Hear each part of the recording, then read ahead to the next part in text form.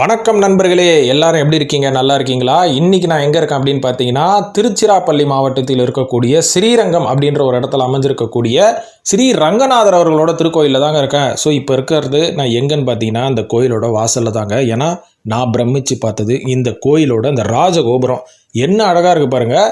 கிட்டத்தட்ட இது எத்தனை அடி இருக்குது மற்றும் இந்த கோயிலில் எத்தனை கோபுரங்கள் இருக்குது, இந்த கோயிலோட சிறப்பு அம்சம் என்ன அப்படின்றத பற்றிலாம் இப்போ இந்த வீடியோவில் டீட்டெயில்டாக கம்ப்ளீட்டாக நம்ம பேசுவோமா நண்பர்களே. அதாவது இந்த கோயில் எங்கே அமைஞ்சிருக்கு அப்படின்னு பார்த்தீங்கன்னா, ஏற்கனவே நான் சொல்லிட்டேன் இல்லைங்களா, ஸ்ரீரங்கம் அப்படின்ற ஒரு இடத்துல தான் அமைஞ்சிருக்கு. அதுவும் இந்த இடத்தோட சிறப்பு என்ன அப்படின்னு பார்த்தீங்கன்னா, அதுவும் குறிப்பாக அந்த கோயில் அமைந்திருக்கக்கூடிய சிறப்பு என்னன்னு பார்த்தீங்கன்னா, ஒரு பக்கம் காவேரி ஆறு, இன்னொரு பக்கம் கொள்ளிடம் ஆறு. இந்த ரெண்டு ஆத்துக்கும் நடுவில் கட்டப்பட்ட ஒரு அற்புதமான ஒரு கோயில் தான் இந்த ஸ்ரீரங்கம் ரங்கநாதர் கோயில் அப்படின்ற மாதிரி சொல்றாங்க. இந்த கோயிலோட அர்த்தம் என்ன அப்படின்னு பார்ப்போம். அதாவது ஸ்ரீரங்கம் அப்படின்னு இந்த கோயிலை அழைக்கிறதுக்கு முன்னாடி திருவரங்கம் அப்படின்ற பேர்ல தான் அழைச்சிட்டு இருந்தாங்களாம்.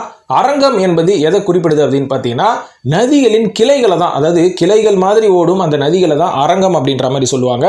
ஸோ அதிலிருந்து வந்த பேர் தான் இந்த திருவரங்கம் அப்படின்றது. அதுக்கப்புறம் சான்ஸ்கிரிட்ல இந்த பேரை வந்து ஸ்ரீரங்கம் அப்படின்ற மாதிரி மாத்திட்டதா சொல்லப்படுது. இது மட்டும் இல்லாம யுனெஸ்கோவால் அங்கீகரிக்கப்பட்ட உலகிலேயே மிகப்பெரிய அளவில் இயங்கக்கூடிய ஒரு கோயில் அப்படின்ற மாதிரி இந்த கோயிலுக்கு வந்து ஒரு சிறப்பு பேரும் இருக்கு.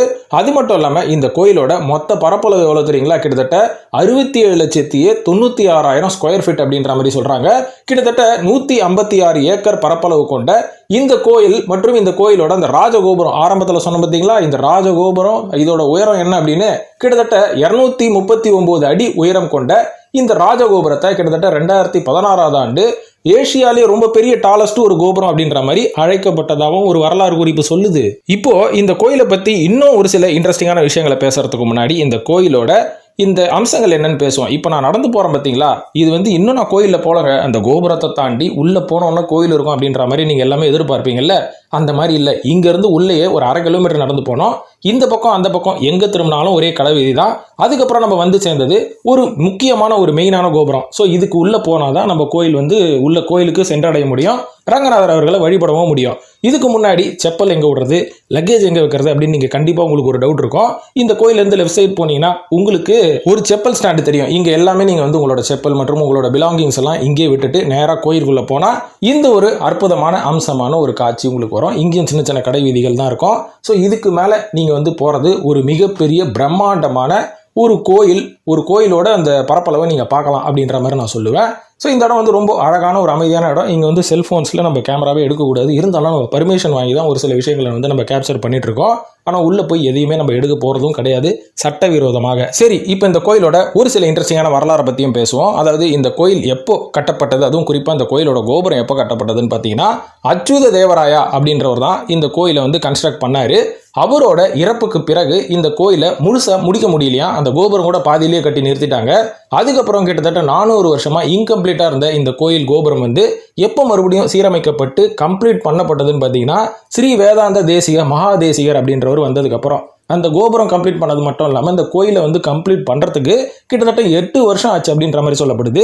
இதையும் தாண்டி உள்ளே போனீங்கன்னா, அதாவது ரங்கநாதரை வழிபட்டுட்டு நீங்கள் வெளில வந்ததுக்கப்புறம் அவரோட கோபுரத்தை நீங்கள் வழிபடணும். அந்த கோபுரம் பார்த்தீங்கன்னா கம்ப்ளீட்டாக தங்கத்தாலேயே செய்யப்பட்டதுங்க. அதுவும் அதை சுற்றி எலக்ட்ரிக் ஃபென்சிங்லாம் கூட வச்சுருப்பாங்க. இந்த வீடியோ நீங்கள் பார்த்துட்டு இருக்கீங்கல்ல, இப்போ நான் உள்ளே போயிட்டு இருக்கிறது ரங்கநாதர் அவர்களை வழிபடுறதுக்கு தான். இதுதான் அந்த கியூ, இதுதான் அந்த தங்க கோபுரம். நான் சொன்ன பார்த்தீங்களா, ஃபென்சிங்லாம் போட்டு இதை வந்து பாதுகாத்துட்டு இருந்தாங்கன்னு. இப்போ ஃபென்சிங்லாம் எதுவுமே தெரியல, இருக்கா என்னன்னு தெரியல.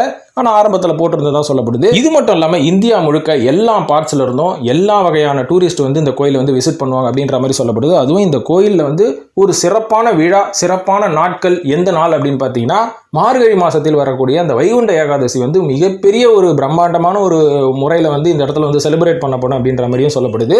இந்த கோயில் ஸ்ரீரங்கம் அப்படின்றது திருச்சியில் அமைஞ்சிருக்குன்னு நான் சொல்லிட்டேன் இல்லைங்களா. ஸோ இந்த கோயிலையும் தாண்டி வேற என்னென்ன சிறப்பான கோயில்கள்லாம் திருச்சியில் இருக்கு அப்படின்றத அடுத்தடுத்து நான் சொல்கிறேன், அடுத்த வீடியோலையும் சொல்கிறேன். இந்த வீடியோ பார்த்ததுக்கு நன்றி. ஸோ அடுத்த வீடியோவில் நம்ம ஸ்ரீரங்கத்தோட பார்ட் 2 பற்றி பேசுவோம். அதாவது ஸ்ரீரங்கத்தோட வரலாறு மற்றும் இன்னும் இன்ட்ரெஸ்டிங்கான குறிப்புகள் ஸ்ரீரங்கத்தில் என்னென்ன இருக்குது அப்படின்றத வீடியோ வாயிலாக சொல்கிறேன். அது மட்டும் இல்லாமல் இந்த ஸ்ரீரங்கம் ரங்கநாத பெருமாள் கோயிலுக்குள்ளேயே ஆண்டாள் அவர்களுக்கு தனிப்பட்ட முறையில் ஒரு சிறப்பான ஒரு கோயில் இந்த காம்பவுண்ட் உள்ளே இருக்குங்க.